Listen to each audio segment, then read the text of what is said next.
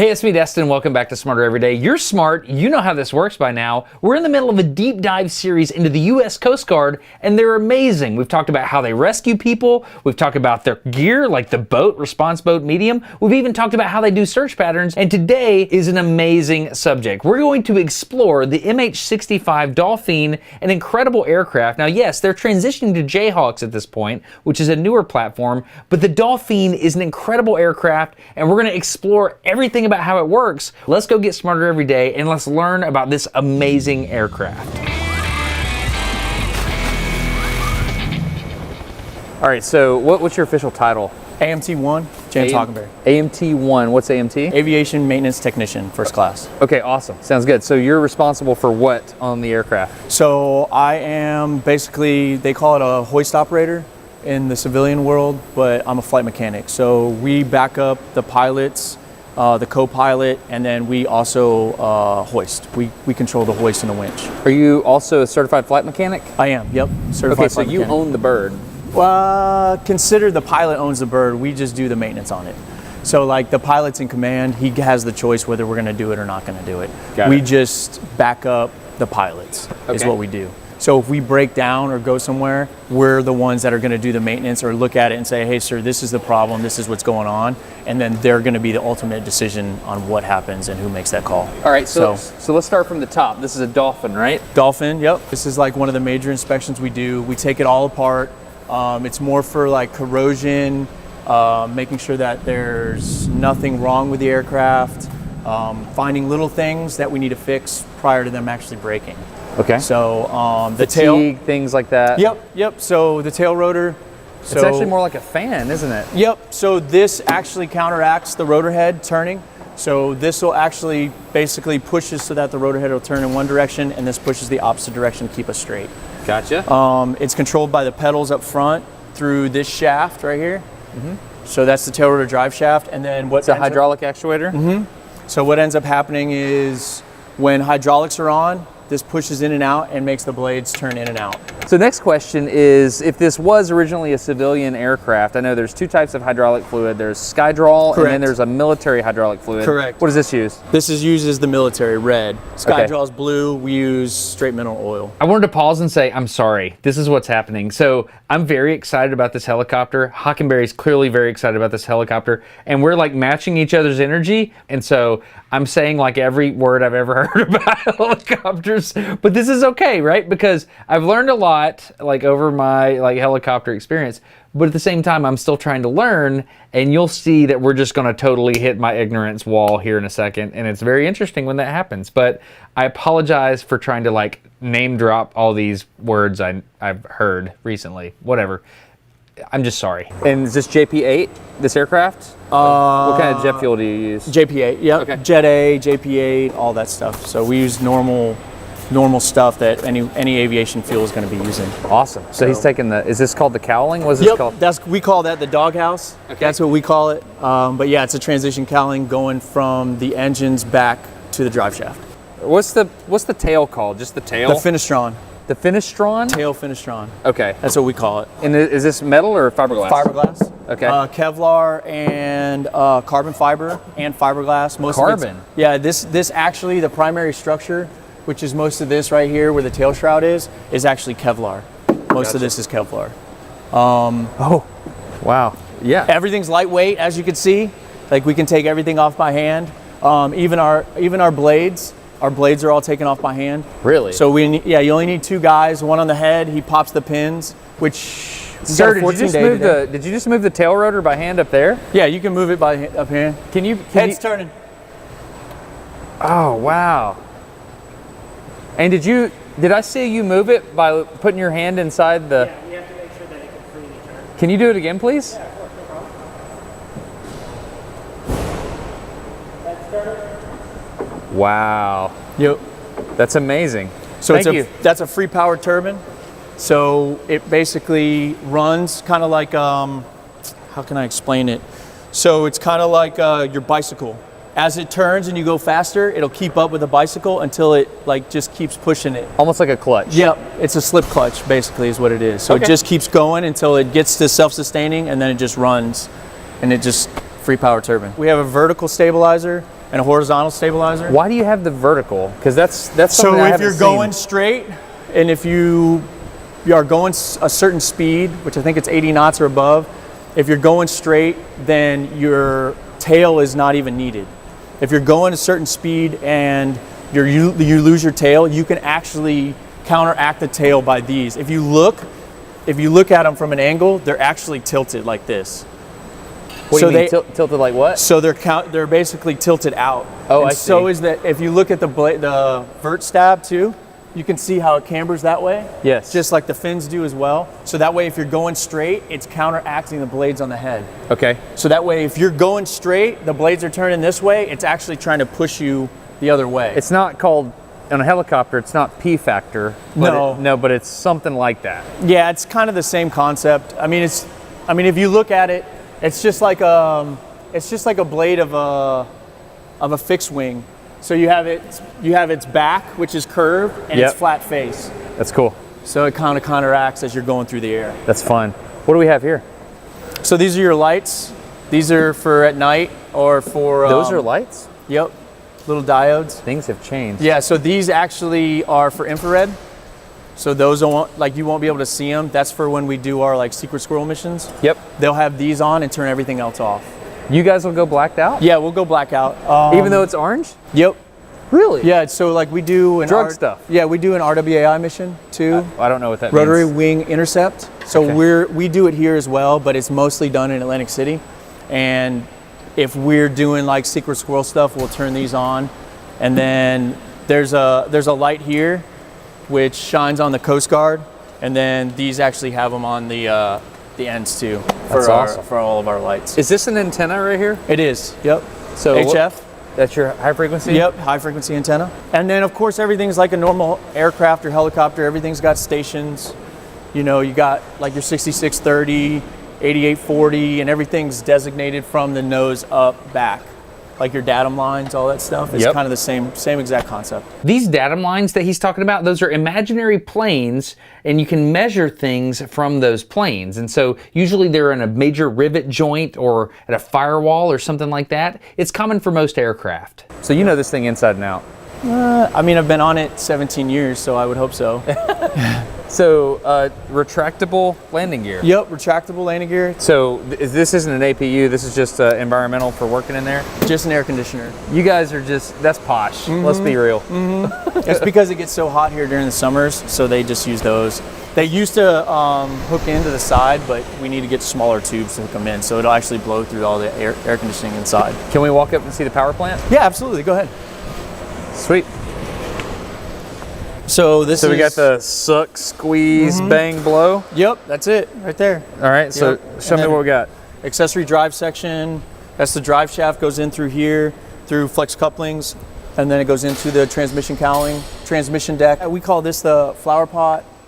And then the drive shaft basically comes through here. It's, like you said, the intake, compression, combustion, free power turbine. They added this later just because one of them actually exploded back in the day, a long time ago. So they added this on there, and then they figured out what it was. It was just different types of fins, all that stuff. So they put this on there just to protect the aircraft.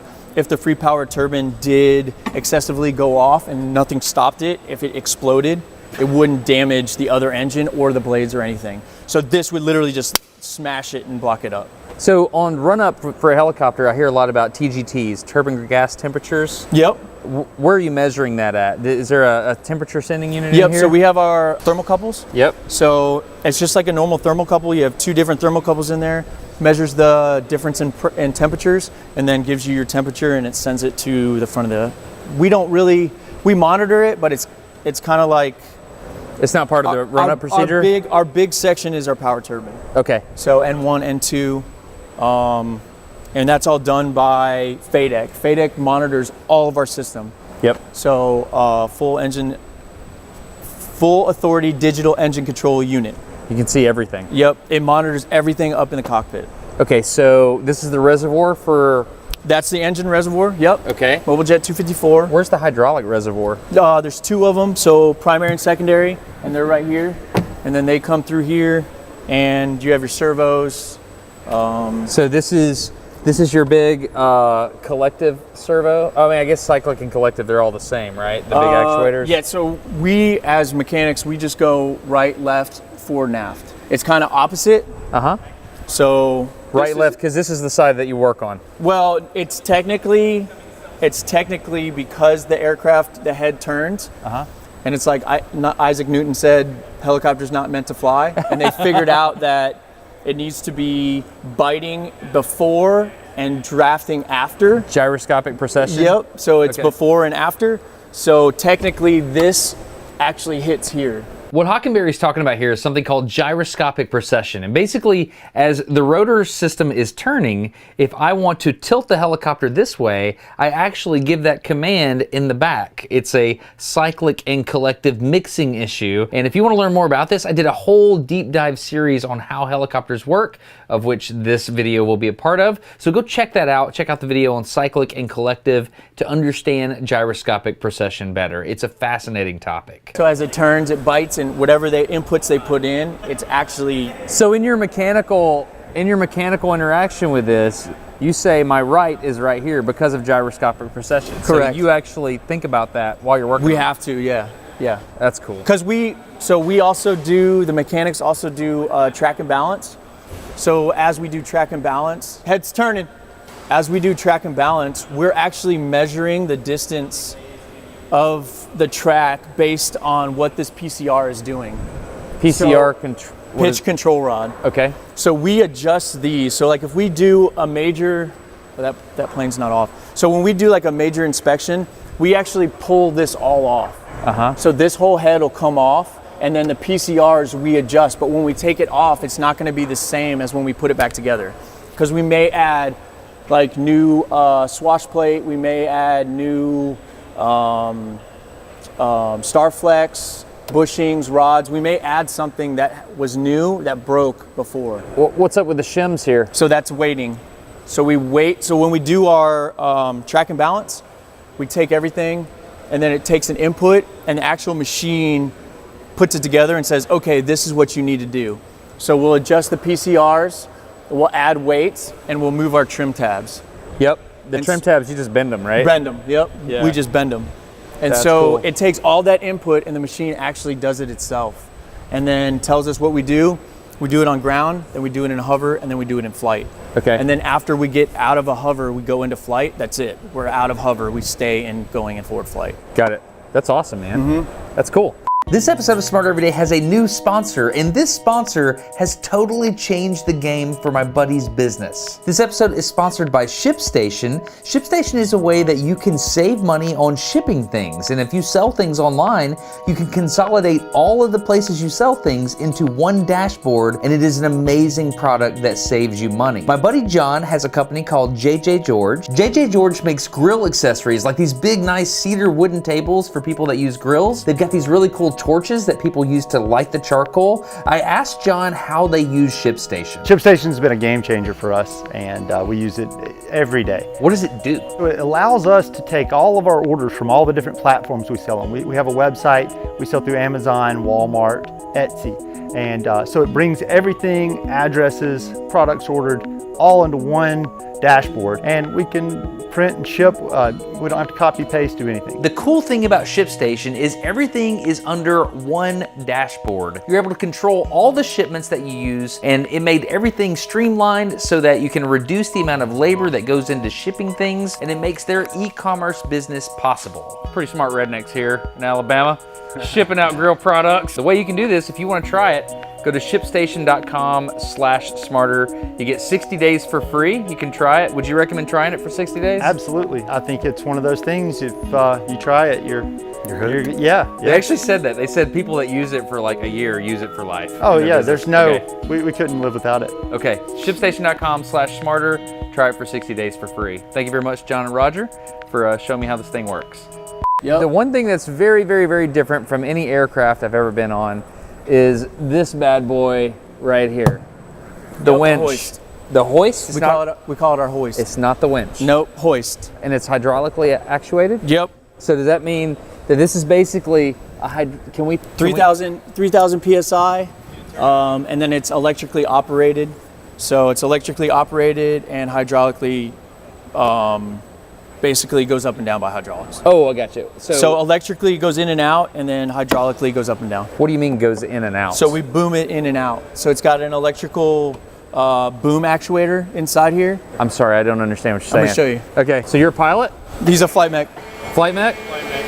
So it's booms in like this. So you're gonna get to do this. You're gonna be hooked up, and then this will be up, and then it'll boom in electrically and boom out electrically. Really? Yep. So, Handy little, So we have it on what you got there? it's a handheld pendant. Yeah. You control it. So you can boom it in and out, and then So electrically boom in and out, and hyd- hydraulically. up and down.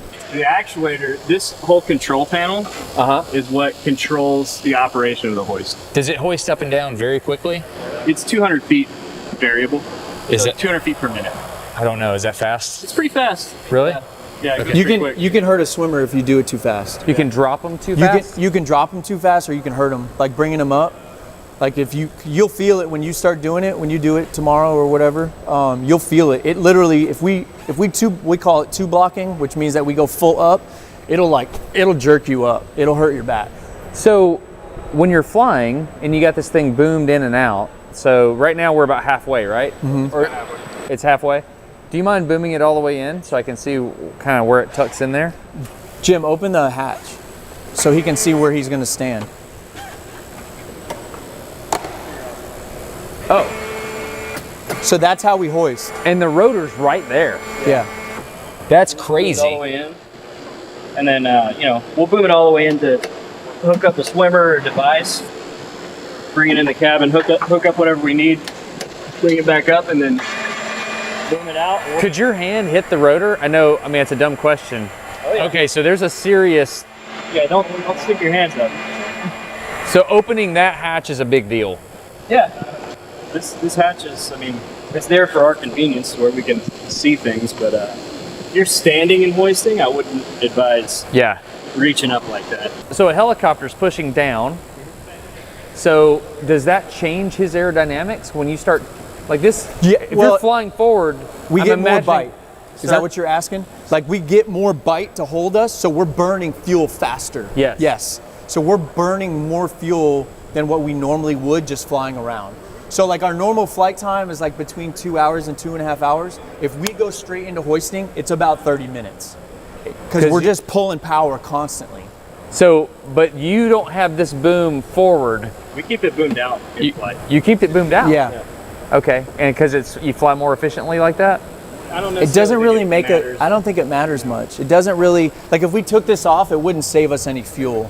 I mean, it may save us weight because this thing's heavy, but it's not going to save us much fuel. And aerodynamically, I don't think it affects forward flight or anything. Gotcha. The wind doesn't really catch it all that much. Are you able to drop the hoist now, or Yeah, we can turn it on. Yeah, you want to turn it? Yeah. So that's an auxiliary hydraulic unit over there. Hydraulic. You call that an HPU? What do you call that thing? A hydraulic power unit, ground power unit. Yeah. Bring this cable. Is that the speed? No. That's just appropriate for being on the ground here. First 10 feet, it goes slow. And if you keep going, there's a switch You should inside ask here him how slow. that actuates How slow? 50 feet. 50 feet per minute. So is there another saying for that? No, he's right. he just got FMI qualified. Oh, all right. So he's an instructor now. So it's about how fast it goes right there. It's very fast. Yeah, it's pretty quick. Steel cable? Yes. Stainless steel. We have 240 feet of it. Yeah, we could safely hoist at about 200 feet. What's the preferred height off the water? 35 feet. 35, yeah. Why 35? Is that out of ground effect? It's in ground effect, so it gives us more power, more fly out. And then it just depends on what the real hoist is. So like if you're going, most of our cases are shrimping boats. So if we get a shrimping boat, they have all that rigging that's everywhere. So that rigging is really, really dangerous for us to put a swimmer through. And the pendulum effect really takes effect. So the lower we can be, the better for the swimmer it is.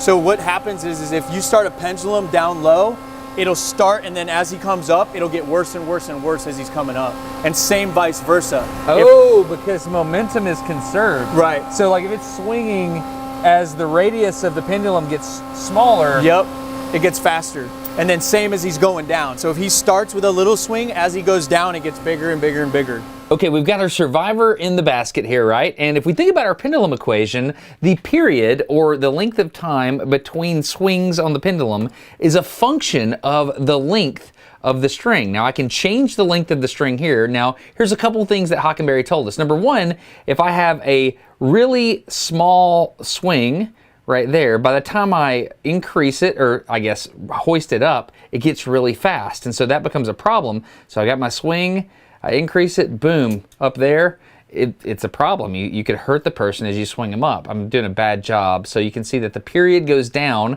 and that's a function of the pendulum equation, right? The other thing he said is if you have a low swing, like a really, I don't know, like 2 feet, let's say, by the time you let it out, because of the conservation of momentum, that becomes a much greater distance down below, and that's a problem if you've got a boat with a mast on it, right? So pendulum motion when you have a person you're trying to save in a basket becomes a really big deal, and we're actually going to get to see that in a future episode when I'm in the basket. Very interesting. 600 pounds max. That's it. That's a two-person lift. Yep, that's it. This is your float? Yeah, this is one of our floats. Then we have another one right there. This one right here. This is our back right float. Yep. And so these will go off. You punch them with pyro? How do they activate them? They're helium. Got it. They're done by helium. Okay. And then the pilot can do it up front. There's 3 spots. The pilot has it on his collective, the co-pilot, and then there's a shot up front that they can push it to. I can show all that to you. So you'll do it when you touch down at the water or before? So they have to do it before because it's not water activated. So if they hit the water and they haven't hit those, then it's gonna sink. Okay. And it usually will only stay afloat for 4 minutes. Got it. In light winds and stuff like that. So With the floats? with the floats. Oh wow. And so it's just because for the head egress. is the head is so heavy that it's gonna roll. Like that's why when we do our training, we simulate we're rolling. Right. Because it's gonna happen. It's Yep. just a matter of time. Right.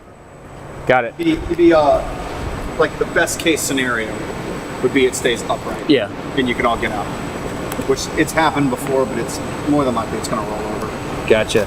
Can I hop in? Yeah, go ahead. Come. I'll go in after you. This is your office. Well, so they're doing their inspections, which is kind of cool. Yep. Show So- me around your office here. Yeah, so they're basically doing a whole 7, 14, 30, 90 day, and we're doing a corrosion inspection. So we're just checking to make sure, like most of the stuff, like these are frames. So this is part of the frame. Yep. So this corrodes a lot. We get a lot of corrosion here because the swimmer sits right here. Okay. So a lot of the water that when the swimmers, they're wet when they come in. So a lot of the water will get into here, and corrosion is our worst enemy on these aircraft. Okay. Like that is our bread and butter, is trying to keep these out from being corroded. So is that a main structural member right there? Yep, this is. So if this corrodes, then the plane's done. Like these are Texas patches. Those are the same thing. If they get a crack or corrode. Oh, because of the shape of the Texas patch. Yeah, that's why we call it a Texas patch. Yep. Our fish plate, same thing. But if those crack or if they get any corrosion in here, the plane's grounded. We can't fly it until we replace the stringer. That's a big deal. Yep. It's a big deal. And this is our main. This is where we're normally replacing stuff. Spend all your time. Yep. So in here, what do we have? So this is all the electronics, 1980s. Rockwell great Collins stuff. Yeah, I see super it. neat. Yep. So this is all. We call them tweets, AETs. I'm an AMT. I do everything but this. I don't like this stuff. No. Yeah, you don't like twisting wires? No, I don't like getting shot. So where will you sit in the aircraft? right where you're standing. Okay. So- there will be some kind of seat here. There'll be a seat. It goes left and right.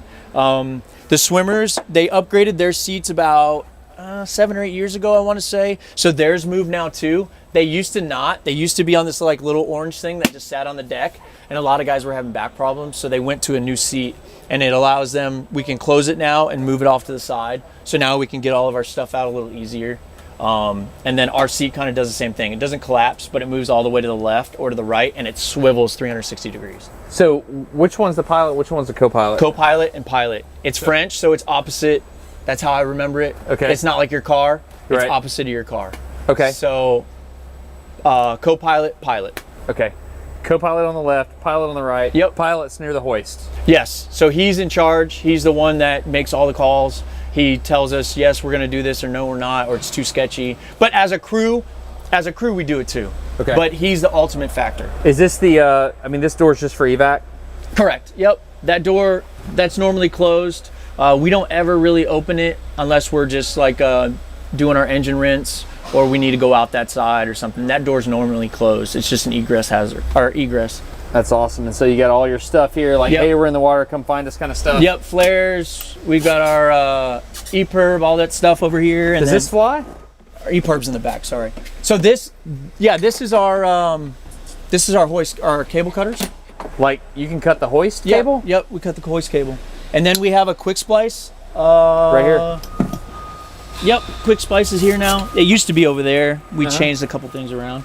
So this is the quick splice.